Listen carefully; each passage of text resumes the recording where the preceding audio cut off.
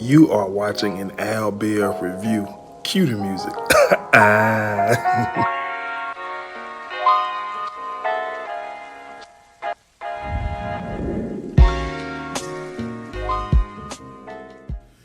Ambitions family, we are back. I'm here with the review recap. If you're new to the channel, be sure to subscribe, like, share, comment, all of that good stuff, man.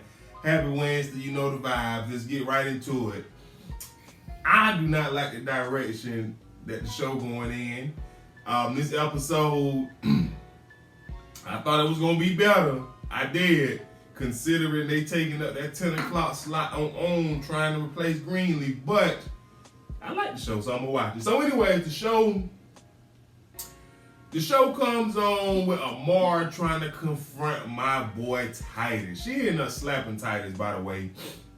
And he had a beautiful comeback, which basically was let me tell the story. So basically she questioned him about what happened, why Stephanie was in his room naked, etc. etc. Now don't get me wrong, the story don't sound like it makes a bit of sense. But we all know who Titus is and how he built and etc. etc. And basically his story goes a little something like this. They was downstairs talking about the case and she suggests they go somewhere more private, and so he invites her up to the room and he assumed the conversation was over, so she left.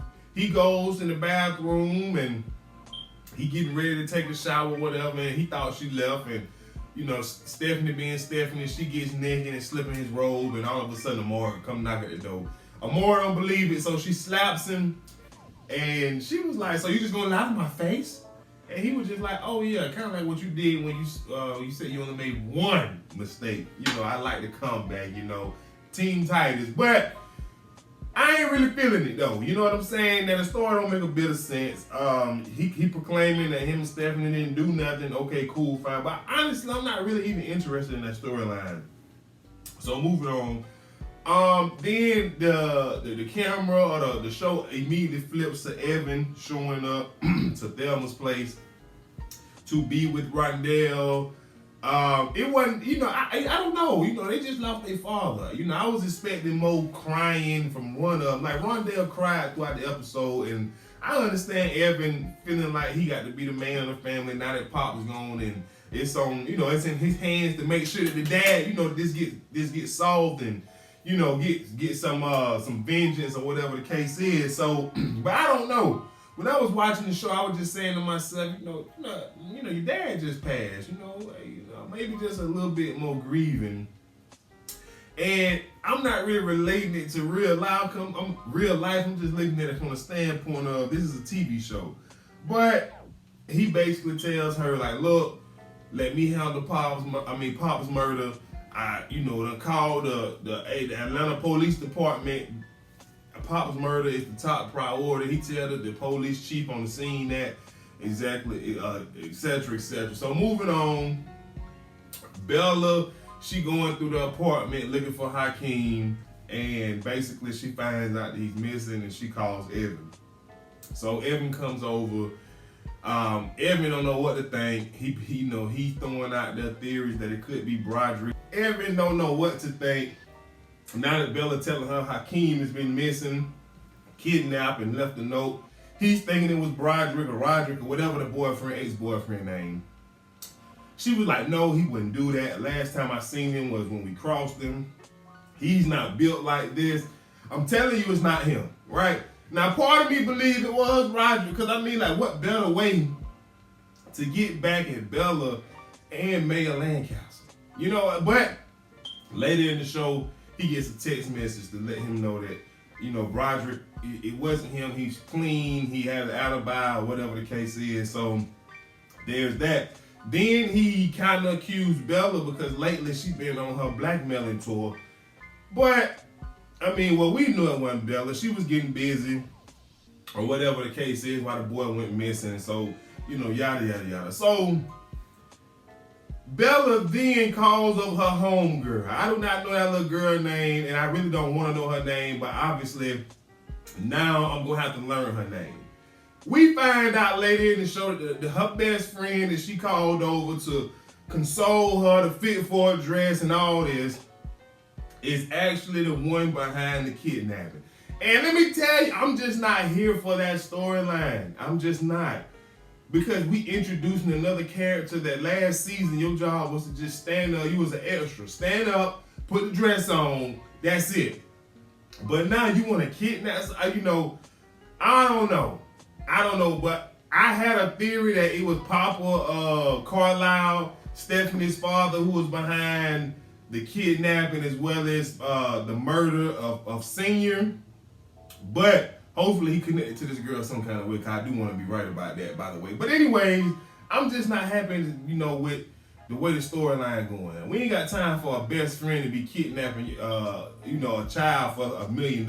Like, I don't know about that one. So anyways, moving on.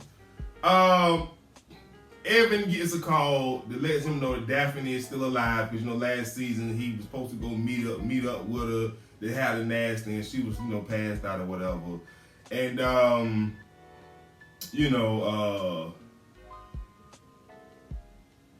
and so that was pretty much that. But while he was over there with Bella, he kind of broke down a little bit, told Bella that his father passed, and she consoled him a little bit, had him in her arms, etc., etc. So I guess that was, it definitely shows the relationship between him and Bella is deeper than the relationship he has with Stephanie, which I don't really care. You know what I'm saying? Like, I don't know. I had high hopes for the show. I don't think it's coming back for a season 2, but that's just me. So anyways, moving on.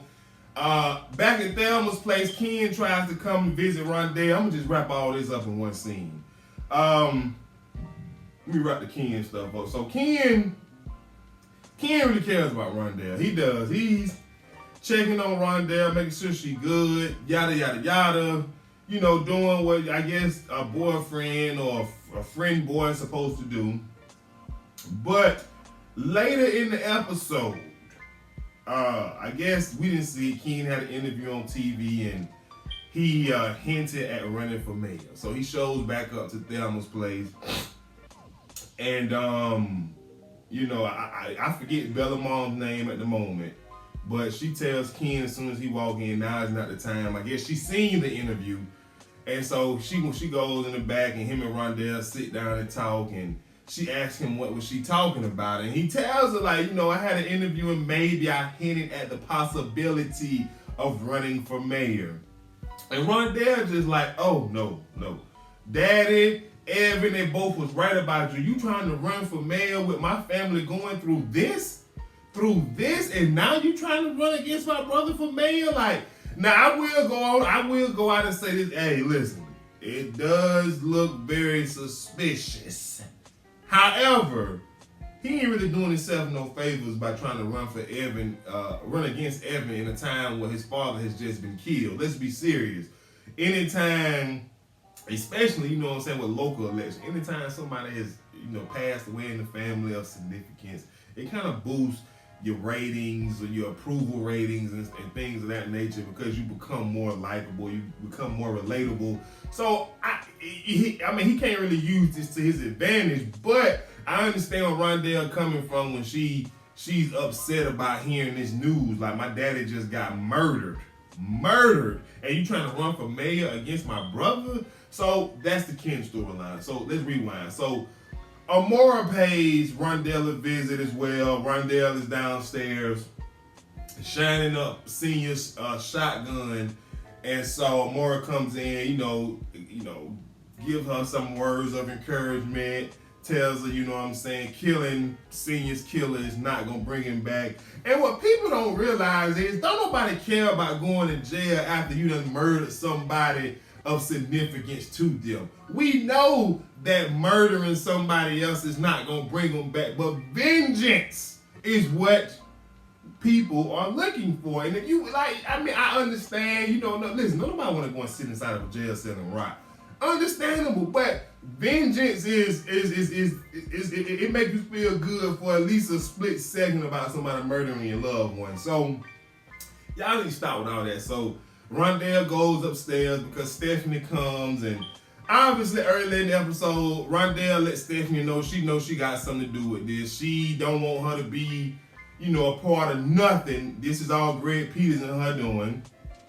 So Rondell comes again, and her and Amore have a conversation, and basically, not Rondell, Stephanie trying to make Amore jealous, talking about the things that Titus did to me. Ooh, just trying to make a situation out of nothing. Like, Stephanie just comes off as unbelievable, and the fact that Amore almost let her got under her skin, kind of disappointed me, because everything Stephanie says just comes off as extra. I don't even know when she's telling the truth. You understand what I'm saying? Because she lying so much. So anyways, moving on. Daphne, we find out later in the episode that the person who tried to kill Daphne was Greg's Peter cousin, Natasha. But Daphne's in the hospital. She wakes up and she see a fake nurse in there trying to inject something in to kill her, but Amora comes to save her with with a line of questioning. Of course, she ain't talking to Amora. Amora just like, Daphne, I can help you. Don't you see the people you tied up with? They trying to kill you, etc., etc. But she wouldn't talk. Then a nurse comes in to check her blood pressure. And Amora was like, wait, another nurse just left, and the nurse was like, I'm her only nurse. And so Amora called FBI for 24-hour protection. She leaves. Evan comes, and Daphne like, it means a lot. It means a lot to me that you came, Evan. Evan was just like, I just want you to know that I'm loyal to my people. He ain't even worried about the sexual relationship they had with one another. He just want her to know that he's loyal to his people. So basically, don't open your mouth about nothing that I do or we do. So that's pretty much that. Moving on. Look, here's the thing. Bella homegirl, and here's why I'm not excited about this storyline. Like I said, we got to introduce a character that don't even really feel like we're going to introduce her as well as her boyfriend, obviously. But they trying to get $1 million. So basically, Bella girlfriend, friend girl, she's trying to get something out of Bella. She continues to ask Bella what was she doing when Hakeem got kidnapped. And obviously, since now that we know that she's the kidnapper behind it, that she's trying to get some dirt, some leverage on Bella. And the leverage is Bella's stupid butt told her, Cristobal, whatever the clothing designer man name, he was over there and they was doing the nasty, etc., etc. And so she like, you need to tell Evan, And so she like, nah, we not telling Evan and you not telling him either. Now, what would be the reason she would want to tell Evan this?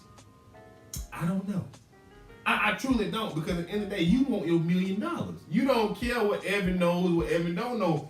Now, she is trying to pin the kidnapping on him, but how can this man rich as all outdoors and he gonna come kidnap Bella's son for just $1 million?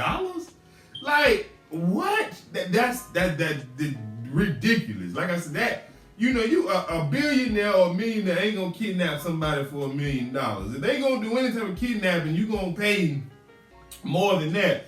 But overall, like I said, the episode was decent. I was expecting for more, considering, the mid-season finale of Greenleaf last week was so good, and they filling up this 10 o'clock time slot. I need them to come a little harder than this, man. But y'all let me know what y'all thought of the episode. Anything that I missed. Now, I do still believe that Papa Carlisle, Stephanie's father, was behind the shooting, the killing, the murder of Senior. I truly believe that. He's behind it, because this whole Greg Peters situation with the Rose development is a mess. And the only way to right this wrong is if the man who owns the restaurant and the land is to be, killed or whatever. Now, that's not to say one of the kids don't inherit or whatever, but, that's that. Oh, I forgot. Evan goes to pay Peters a visit. Ain't nothing really come out of that other than he pulled a little gun on him. Peters know he wasn't going to shoot. Then Stephanie pays Peters a visit. She gets stopped in there by Natasha, and Natasha basically let us know that, me and my cousin used to sleep around. He do this thing with his tongue, etc., etc. And Peters come and save her. And she questioning Peters like, did you kill my children's grandfather, Peters is innocent. Peter says, no, I know I'm capable of a lot of things, but it was not me. So Stephanie leaves, and Peter goes to pay Natasha a visit. And Natasha told him, my work here is not done. And I don't care the fact you want me to move discreet. If you would handle your business, I wouldn't have to move. I wouldn't have to be here at all.